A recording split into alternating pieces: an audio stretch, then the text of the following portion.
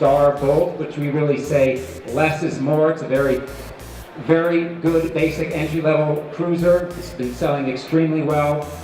And then most recently, the FZ09, the cross-plane crankshaft-equipped three-cylinder bike, which is over here. All of those new products from Yamaha are doing very well, signaling a very good sort of renewed interest in the industry, and we're very excited. And I can tell you all, that's just the tip of the iceberg for Yamaha. I can't tell you any more than that, but we are going to have a very exciting year ahead of us. But basically what our plan was, we started a new amateur motocross, supercross, off-road program called Blue Crew. And it's very important because at Yamaha we truly believe in family. So anybody who rides or buys one of our bikes, they're basically part of our family. So this program, basically all you have to own is a 2012, 13, or 14 Yamaha YZ or WR model and sign up online. And when you sign up, you'll receive basically a gift bag, which we have them here, with a shirt, a hat, a sticker, and it kind of lets you tell the world that you're part of the Yamaha Blue Crew. And when we announced that, we also announced there is $3.76 million that is up for grabs for amateur athletes and professional athletes to get throughout the racing series. So we have a ton of races. Everything is up on the website, which is YamahaBlueCrew.com. But basically, we understand if you don't capture the youth, you're not going to get them throughout their life cycle. So we've launched this program. It's very cool. It's very youth-oriented with a lot of social media, a lot of videos, a lot of stuff that helps you become a better rider, both on the bike and in the garage, because you got to keep going week in and week out. And racing is really at the heart of the Yamaha brand. Yamaha has been racing really since the start. The company was formed in 1955, and shortly thereafter we started racing, or we began racing. So there's a bike over here to my right, which is a 1978 TZ750E model. It's owned by Jeff Pology, who's a designer and fabricator for us, and I'm going to bring him up here in a minute.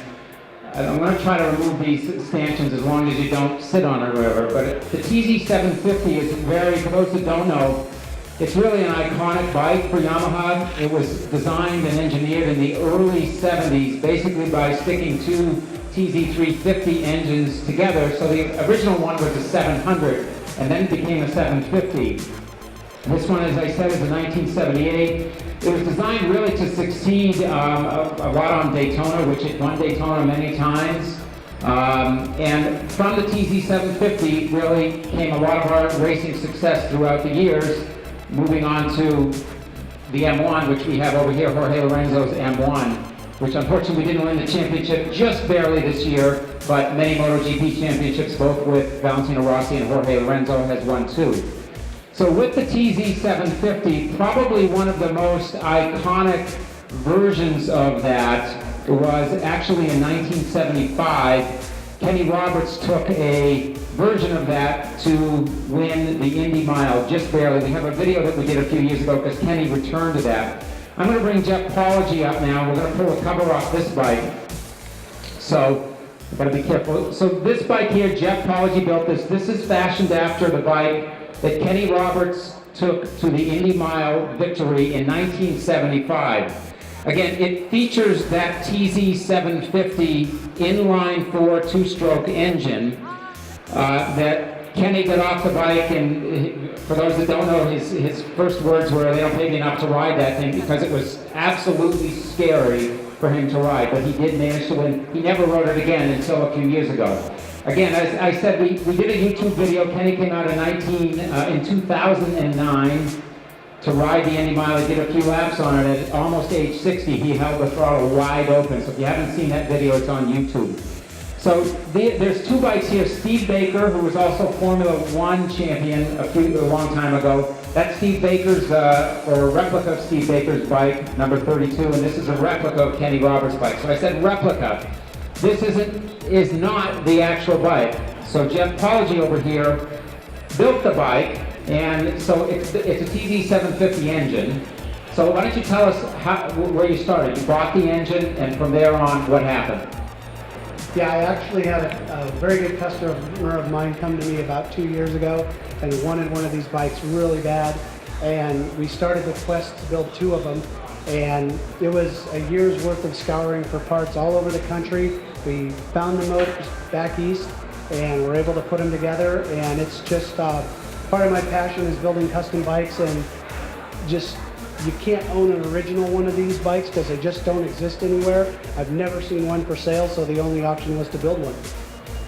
So I think there was maybe 6 to maybe 10 frames that were built at the time that Kenny and Steve Baker rode. So that's it. So as Jeff said, you can't find them anywhere. There's very, very few that were ever made. So he basically fabricated this completely by himself. He bought the engine and then built the frame and everything else. You told me a story before that the pipes were a challenge. So the pipes are all handmade. Can you talk about that a little bit? Yeah, there's probably, between the two bikes, I would estimate 100, maybe 120 hours in just fabrication time to build the dies and to actually build the flat pipes. They were patterned off a set that I borrowed off an original Twin Shot 700. And we just went to work copying them, and a lot of work. This year, for Yamaha in AMA road racing, Yamaha had their best year ever, winning Super Sport, Daytona Sportbike class, and Superbike championship. Superbike championship for the 4th year in a row. 3 years by Josh Hayes, this year by Josh Herrin. Talk about this year. You were very, very consistent. You won some races, and then in the end, you won the championship. Talk to us a little bit about this year. What it was like for you? I thought it was a really good year. Last year was the first year in Superbike for us. We were on the 600 for six years, and so it was a big stepping stone going from a 600 to a 1000. And I think we made a good year out of it. We learned a lot and got on the podium, I think 8 times, so it was good. And then this year was a little bit more weight on our shoulders. We were expected to do a lot better, and like Bob said, we were really consistent. I got 4 wins this year, and we were able to walk away with a championship, and it was my first one, and no better one to do it with than the Superbike championship, I think. And it's been a great time with Yamaha, and I'm happy that we get to continue a relationship with them, and hopefully do bigger and better things. So I think looking back at this year, for those that followed it closely, the Miller race was kind of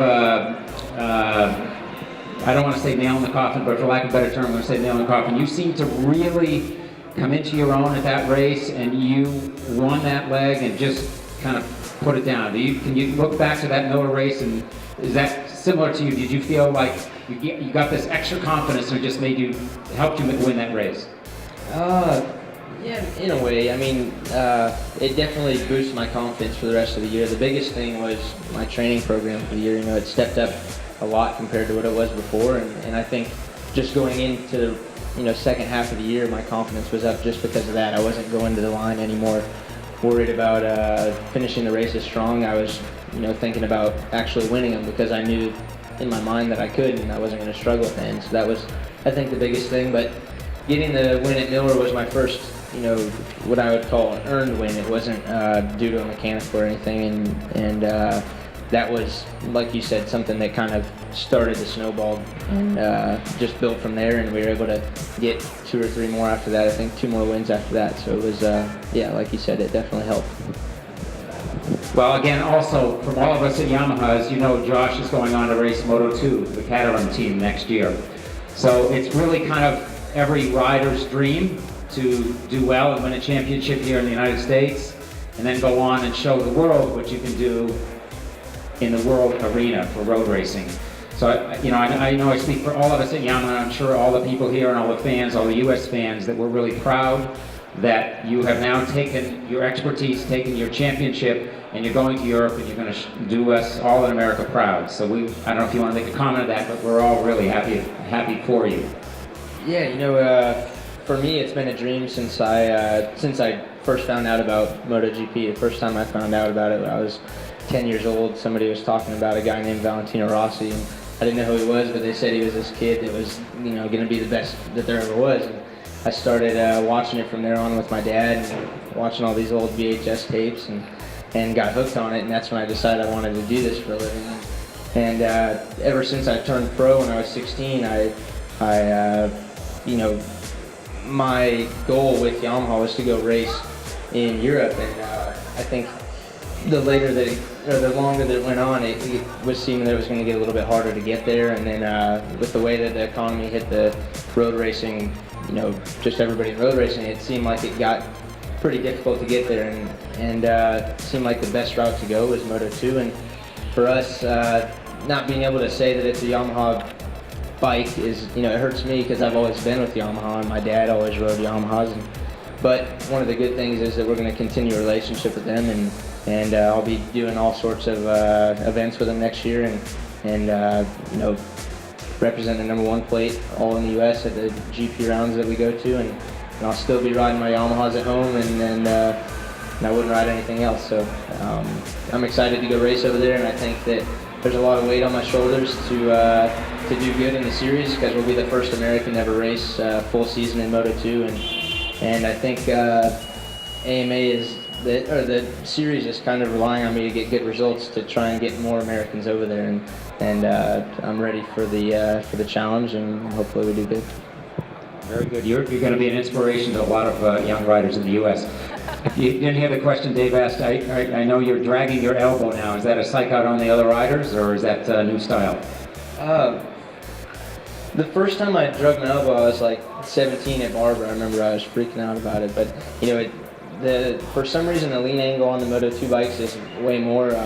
Before I would maybe nick my elbow here and there on a curbing somewhere and get excited about it. But when I did the 4 days of testing there, in one suit I wore through the titanium slider, the plastic underneath it, and the leather all in 4 days. Yeah, on my elbow. So it was crazy. You see, like, for any of you that watch MotoGP, you see guys like Marc Marquez or Redding who are dragging their elbows. And the crazy thing is that the more you lean off the bike towards the inside of the corner, the more it wants to hook, to the inside so you can get on the gas sooner. And it was really weird because I was dragging my elbow, but I couldn't get off the bike more. So then I started remembering what Marquez, when I watch him, he lifts his elbow up even more, and that's what you have to do. It's crazy, is you lean so far on those bikes that you then have to, your elbow gets in the way almost. You have to try and lift your elbow up, and it's not, I don't think it's anything, a lot of guys you see them and it looks like they're trying to do it, but really it's just, you have to get off the bike really far in order to go faster.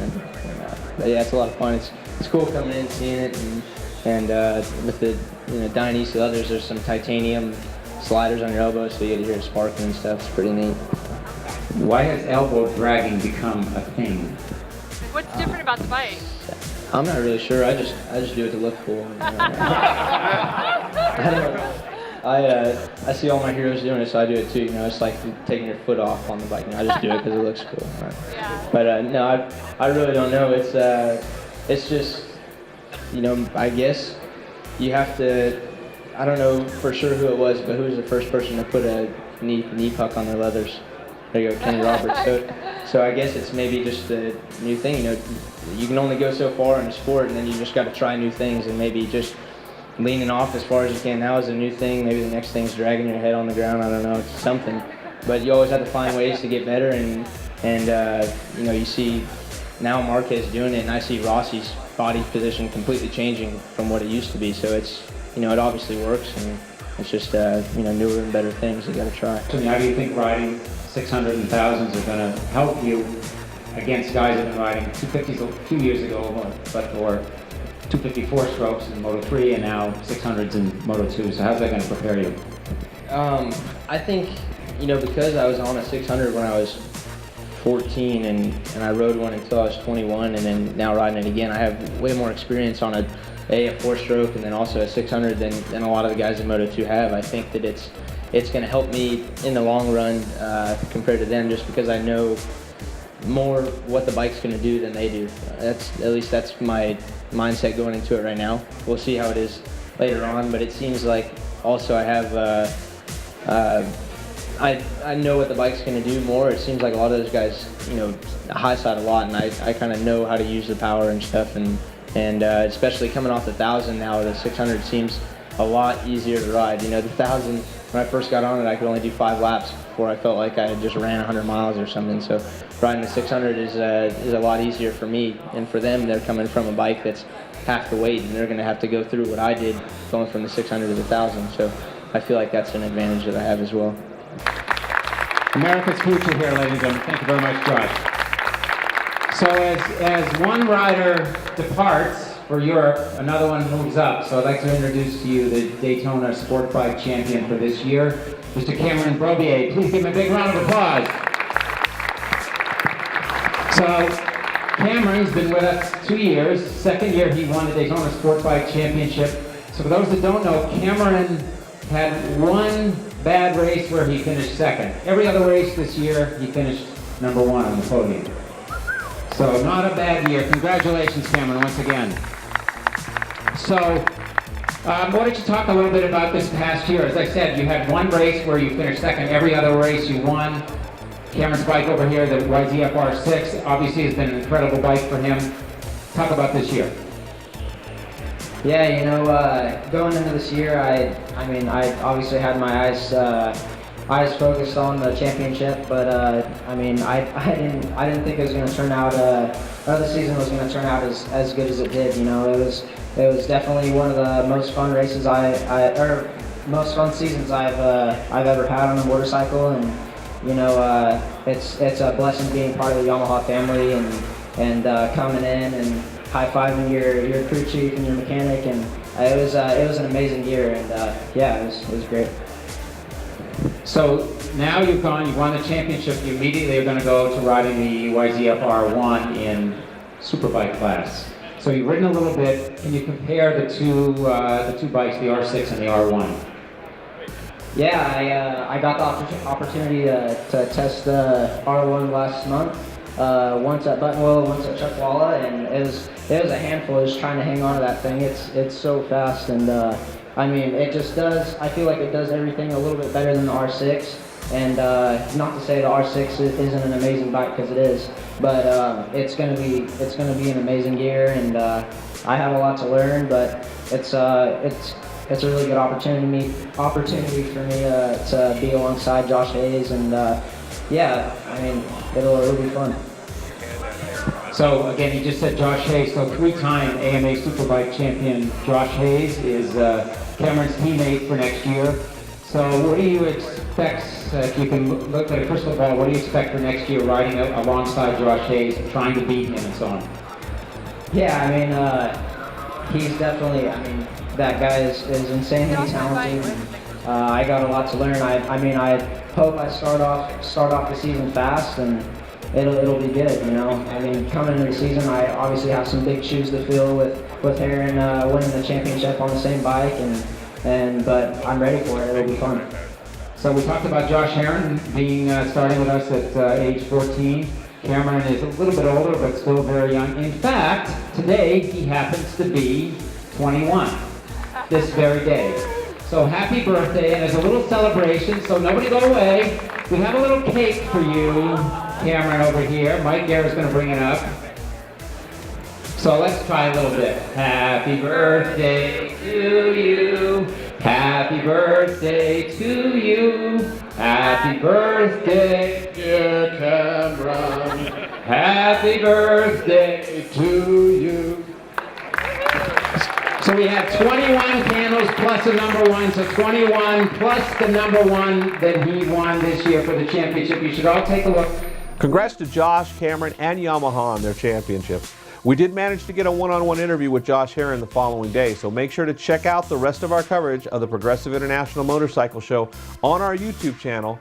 Lots of videos for you to check out, so make sure to subscribe, and don't forget to follow us on Facebook, Twitter, Pinterest, and Instagram, all at Cycle Sports TV. And for Cycle Sports TV, I'm Patrick Harris.